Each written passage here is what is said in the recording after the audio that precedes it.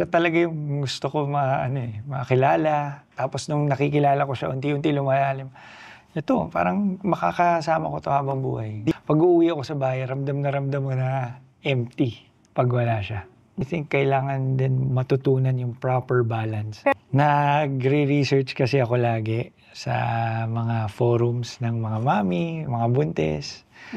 Laging ang tip sa akin o ang pinapayo sa akin ng mga kaibigan ko na iba talaga ang pinagdadaanan ng babae. Tapos, syempre, di ba pag babae, iba yung hormone sa katawan pag pregnant eh. So, kailangan mo talagang maximum tolerance, patience. Si Catherine kasi yung initial, niya, parang strong eh. Tapos pag kaming dalawa na lang, doon ko makikita na talagang kailangan niya ako. And ako naman, ayoko na rin nagpapakita na apektado ako. Kailangan pakita ko na strong din ako para sa kanya. Ang hiling lang niya sa akin, just be here for me. Kung umiiyak man siya, basta yakapin mo lang ako. Dahil ayoko na lang nung time na yun na maalala. Nakakaawa talaga yung mga pagbabaeng pinagdadaanan. Ang hirap. Naiyak ako nung narinig ko yung heartbeat. First time ko nakarinig ng heartbeat. Kaya talagang tinetreasure ko yun.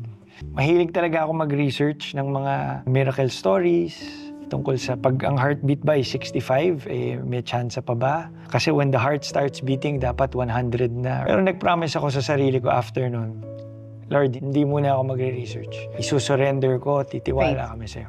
Naawa ako sa kanya kasi bago niya tinatanong niya kung baka meron pa bang chance eh.